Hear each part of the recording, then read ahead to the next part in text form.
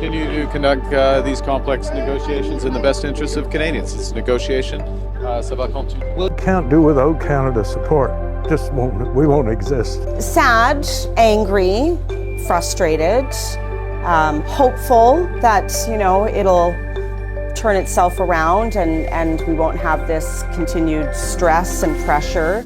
Can you believe there's a town in the United States where residents have to drive through 2 border crossings just to buy milk or take their kids to school?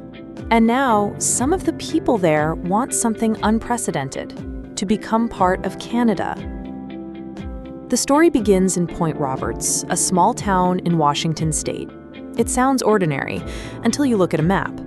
This town is completely cut off from the rest of the U.S., sitting at the tip of the Tsawwassen Peninsula, right next to Vancouver, Canada.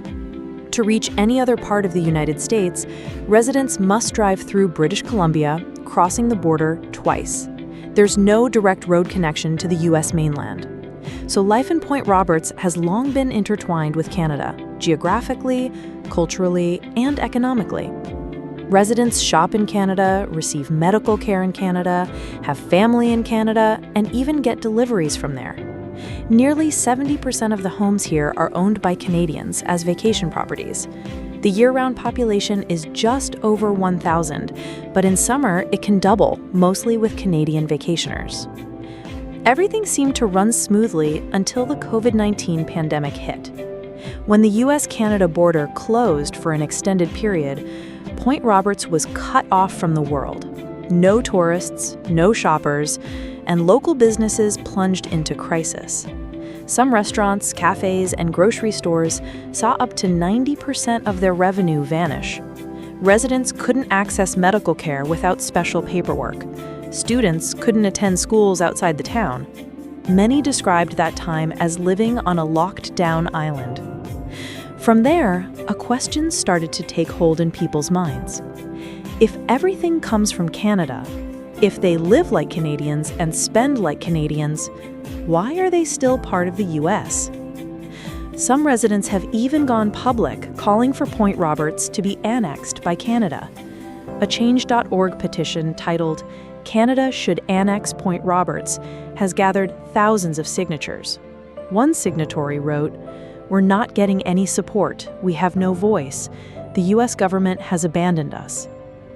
Of course, transferring territory is far from simple, but what's remarkable is that, in recent history, no other American community has so seriously expressed a wish to leave their own country and join another. Is it even possible? Are there any precedents? And is the federal government paying attention to their plea? The question is, could it actually happen? Could Point Roberts, a U.S. town, legally become part of Canada? The short answer is, it's extremely complicated. First, any change in national borders would require the approval of both the U.S. and Canadian governments. That means new legislation, treaties, and a long legal process. It's not just a matter of locals signing a petition and switching flags. Historically, this kind of territorial transfer is very rare, and when it does happen, it usually involves major geopolitical negotiations.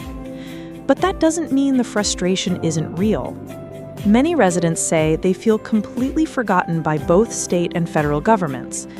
During the border closures, Washington state eventually provided some emergency aid, but it wasn't enough. And from the federal level, almost nothing. No long-term plan, no relief packages tailored to this unique situation.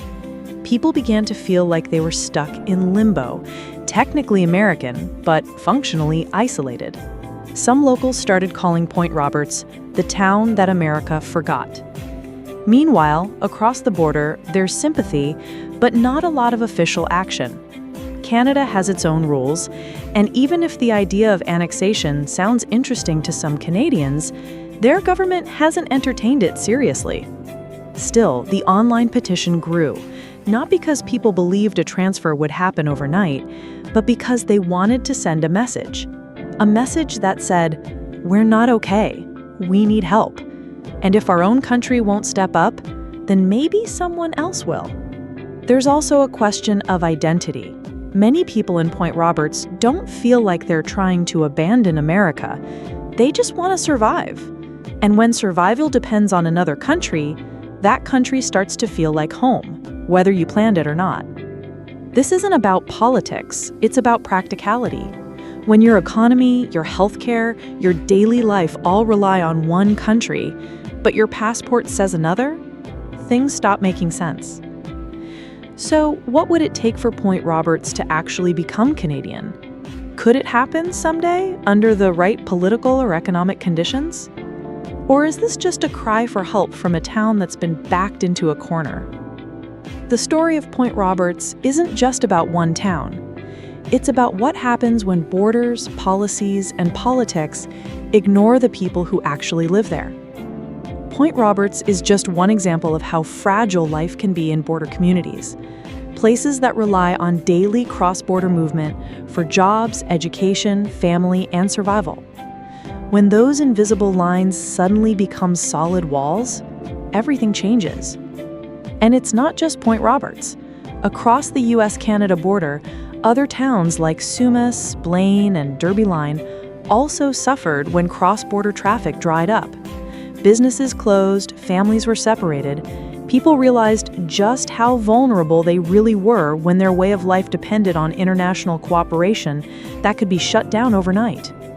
But Point Roberts hit differently because of its geography, because of its isolation, and because of how little support it received in return. So, when residents started asking whether they might be better off under Canadian governance, it wasn't just about switching countries. It was about being seen. It was about survival. It was a last resort question raised by people who felt abandoned. And this raises something deeper. How many other communities in North America feel forgotten?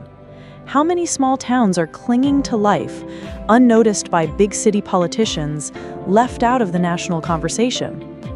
What's happening in Point Roberts is part of a bigger issue, a warning sign about inequality, neglect, and the growing divide between policy and real life. Borders aren't just lines on a map, they're lived experiences. And when those borders break down or close off, the human cost becomes real. In the end, Point Roberts is still American, but the debate it sparked won't go away anytime soon. Because when people start questioning which country they belong to, what they're really asking is, who's looking out for us? And maybe, just maybe, that's a question a lot more Americans will start asking too.